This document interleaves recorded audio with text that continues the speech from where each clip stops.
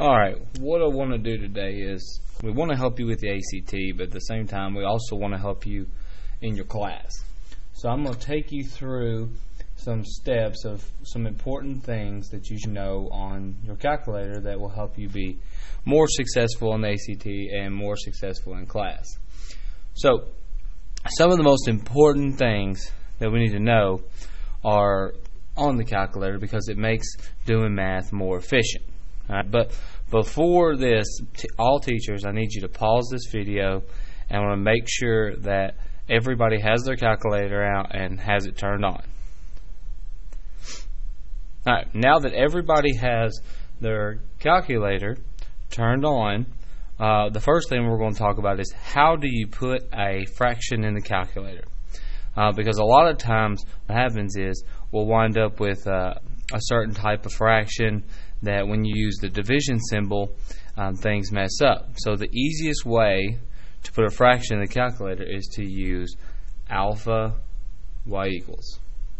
And if you notice here, there's four categories that pop up: n divided by d, un divided by d, and then these are conversions. Okay, and the one that's most important is the n divided by d. All this means is that a number goes in the top and a number goes in the bottom, which is a fraction. So you click on that and ta-da, you have fraction.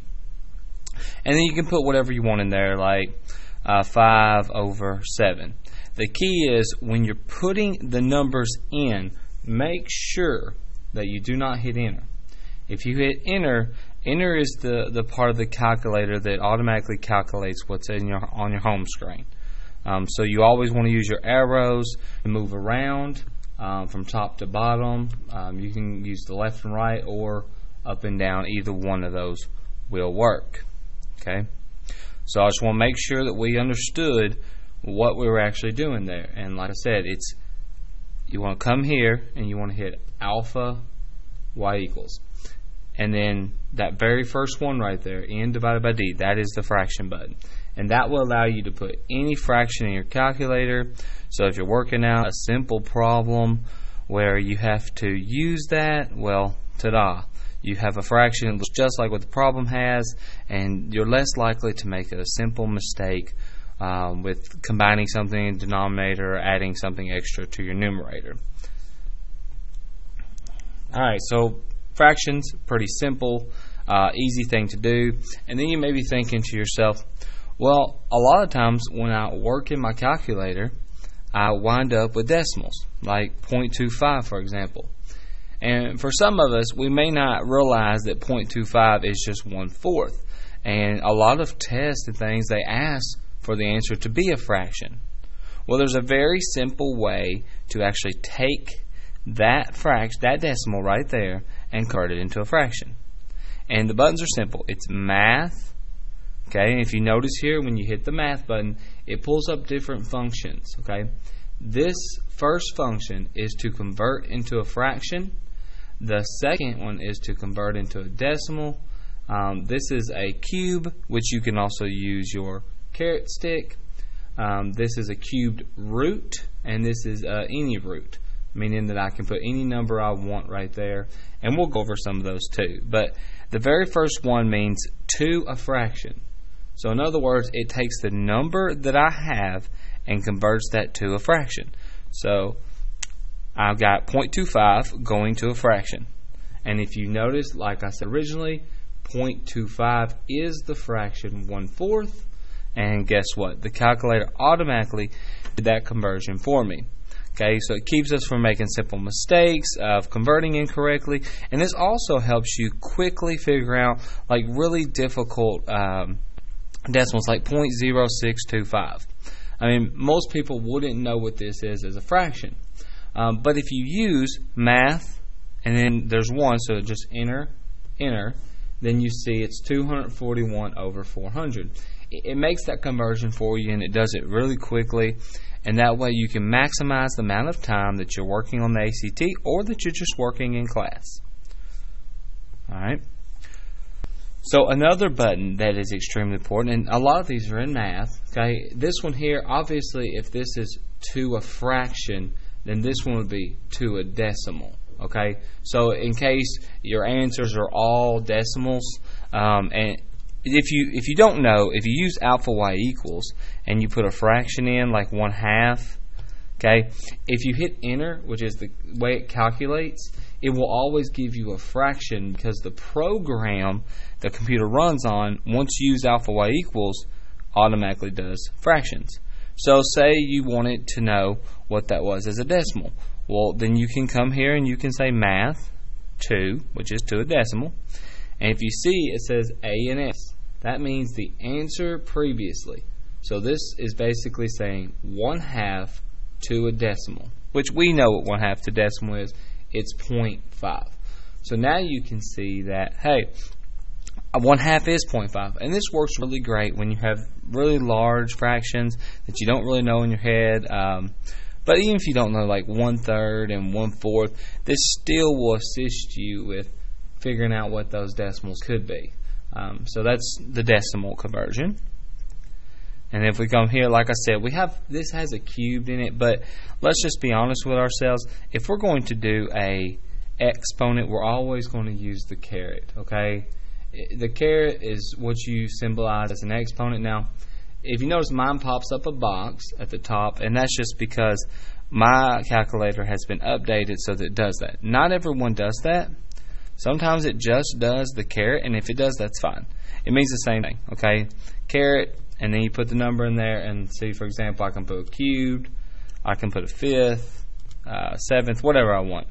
And that's what the caret stick is most useful for. Alright, now,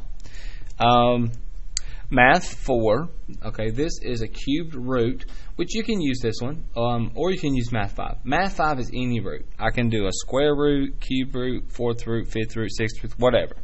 Okay, but if you're just looking for a cube and you want to quickly do it, you can just hit the MATH4 and it will automatically pull a cube root up. So you see the little number, that represents that it's a cubed root. Okay, if it's in the front and it's tiny, kind of like an exponent, that means a root.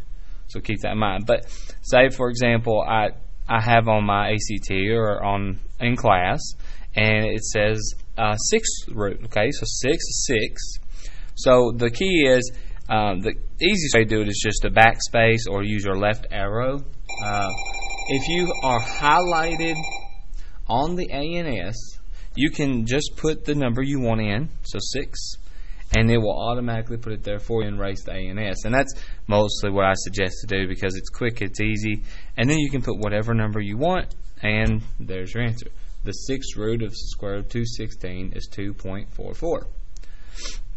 Alright, let's keep going with some of these buttons. Now, in the math function, there are also other important buttons. Alright, so math is a very important thing for you to know for the ACT. It does fractions, it does decimals, it does roots. It also does absolute value. So if you forget how absolute value works, you can use this ABS to assist you with any absolute value. Now, if you notice, like I said, my calculator has been updated, so it pulls up absolute value bars. If yours is not updated, it may just say ABS parenthesis, and then you can put whatever you want in there. So say I have an equation and it's like x minus 5 equals 3, and then I have all the answers. Alright? So what I can do is I can go to the answers and I can just substitute them in. So say I have 6. 6 minus 5, does that equal 3? And we notice it does not.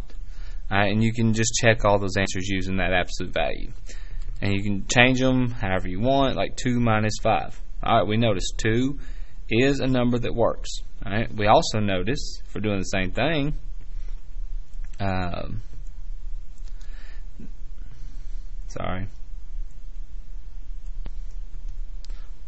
okay, you also can see that 8 minus 5 also gives me 3. So you can see there's 2 different answers there.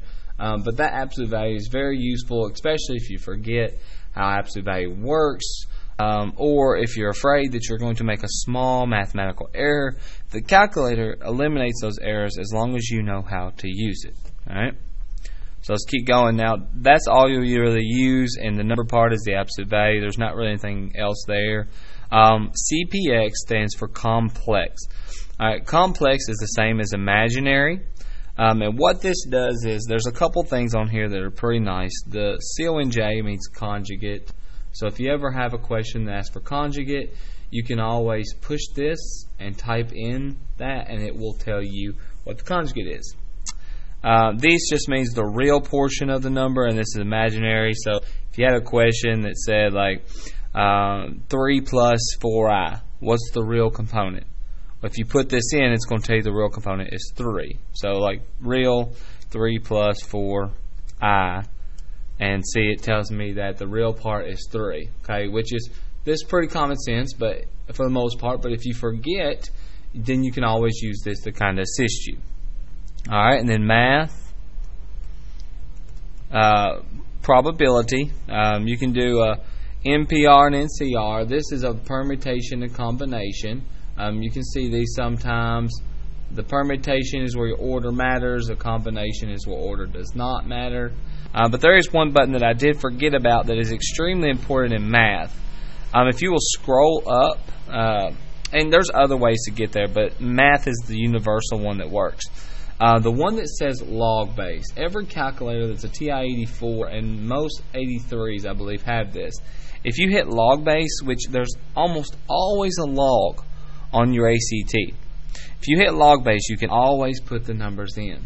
So like if I have log base 7 of 49, okay, I can type it in just like it looks using that math button, and it will give me the answer of 2.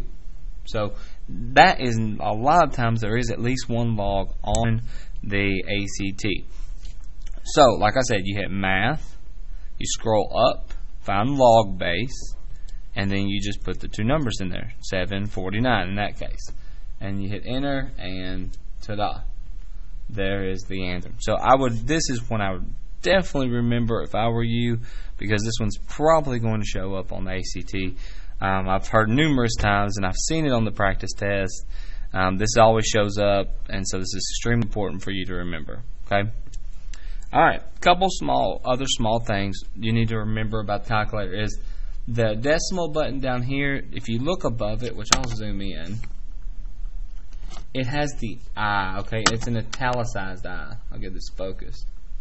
All right, you see there. Maybe. All right. You see how it's like an italic I, okay? Meaning that it's like kind of like cursive, but not full cursive. So if you see there's an I, that represents imaginary. So any second decimal is your I, which is an imaginary component. Okay. Only other things you really need to know about the calculator, and then I'll be finished talking you through all this, and we'll try a few out just to make sure you can actually access all these buttons, is you hit mode. And this is a very important thing to understand, is how the mode works. Okay? So there are a couple things on here that are important. Always, this should just pretty much be a normal, but float is your decimal place.